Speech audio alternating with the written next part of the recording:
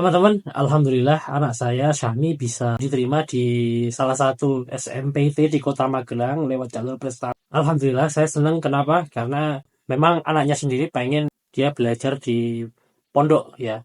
Setelah coba kita cari yang terdekat ya di daerah sekitaran Kedu, Purworejo, saya sama istri itu menjatuhkan pilihan untuk di SMPIT Ihsanul Fikri, mungkin Kota Magelang. Nah, tentu saja sebagai orang tua persoalannya tidak berhenti ketika anak diterima ya. Artinya ada biaya yang harus dibayarkan. Nah, total biaya yang dibayarkan itu saya coba baca kemarin itu adalah, jadi totalnya itu adalah 24.700.000 rupiah. Itu meliputi dana pendidikan, kemudian ada seragam, kegiatan sekolah, kemudian ada perlengkapan asrama, majalah, buku, dan lain sebagainya terkait dengan anak ya. Untuk SPP-nya sendiri ada sebesar Rp1.600.000.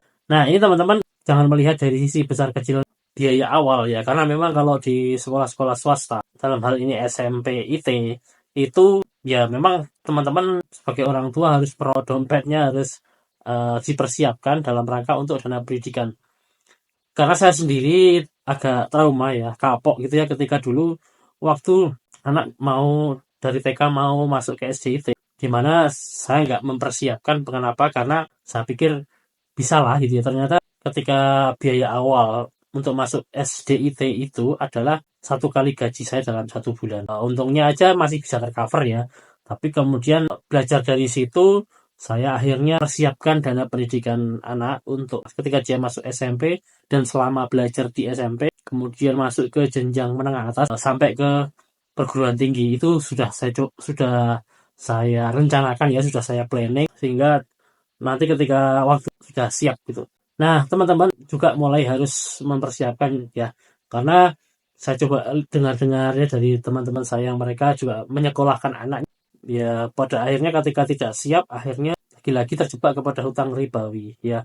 Nah, itu perlu dipersiapkan, padahal pendidikan itu kan ya paling tidak itu bisa menyesuaikan dengan budget. Kita sebagai orang tua bisa melakukan hitung-hitung. Nah, ketika saya mempersiapkan dana pendidikan ketika anak masuk SMP itu cukup lama ya. Sejak 2016 saya sudah coba mulai berpikir untuk menyiapkan dana pendidikan anak dari SMP, SMA sampai perguruan tinggi. Nah, waktu itu karena saya belum paham tentang instrumen bisnis, yang paling saya pahami ya nabung uang. Nabung dalam rangka untuk persiapan dana pendidikan. Jadi setiap terima gaji, waktu itu sumber income-nya dari satu gaji ya, dari gaji aja, itu langsung disisihkan sekian sekian ratus ribu, sekian juta dan sebagainya. Kemudian saya pernah juga menabung emas batangan dalam rangka sama untuk dana pendidikan. Jadi ketika uang saya itu minimal sudah bisa dibelikan emas batangan 1 gram, maka saya belikan 1 gram, 2 gram, 3 gram, 4 gram, dan seterusnya. Dari mana? Dari menyisihkan setiap gaji yang saya terima. Sampai